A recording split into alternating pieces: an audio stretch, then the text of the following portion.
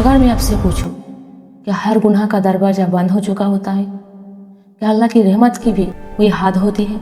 आज की कहानी आपको बताएगी कि जब पूरी दुनिया इंसान को गुनहगार कह देती है, तब भी अल्लाह उसके लिए एक रास्ता खुला रखता है। बस शर्त इतनी है, दिल सच्चे तौर पर पिघल जाए। बहुत पुरानी बात है, एक छोटा सा गांव था। इस गांव में एक औरत रहती थी। लोग उससे अच्छी नज़र से नहीं देखते थे। उसका नाम सुनते ही लोग अपनी बेटियों को घर के अंदर बुला लेते। वजह उस औरत का माजी, वो जिंदगी के गलत रास्ते पर चल पड़ी थी। हर रात जब शहर सो जाता, उस औरत का दिल जगता। लोग उसके जिस्म को जानते थे, लेकिन उसके दर्द को कोई नहीं जानता था। अक्सर वो अपने कमरे के कोने में बैठकर सोचती, क्या अल्लाह मुझे कभी माफ़ करेगा? क्या मेरे लिए भी कभी हिदायत लिखी जा सकती है? मगर फिर शैतान का वसवास आता, बहुत देर हो चुकी, अब तेरा कोई रास्ता नहीं। एक दिन शहर में भयंकर गर्मी थी, धूप आग बरसा रही थी।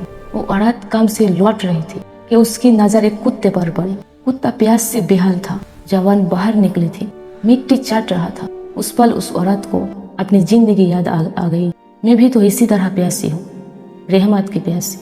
उस औरत के पास ना कोई पैसा था, ना कोई साथी, मगर उसके पास था एक पिघला हुआ दिल।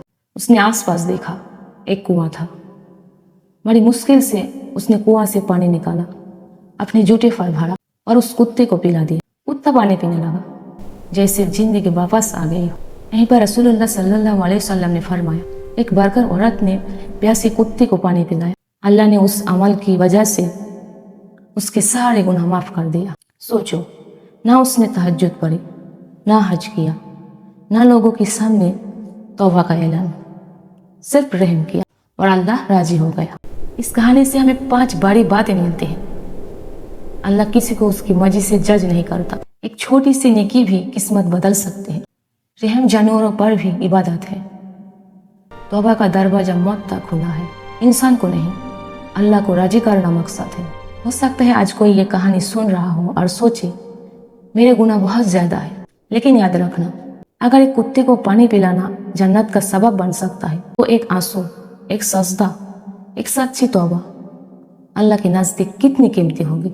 या अल्लाह हमें लोगों की नज़र से नहीं, अपनी रहमत की नज़र से देख और हमें भी किसी की प्यास बुझाने का जरिया बना। आमीन।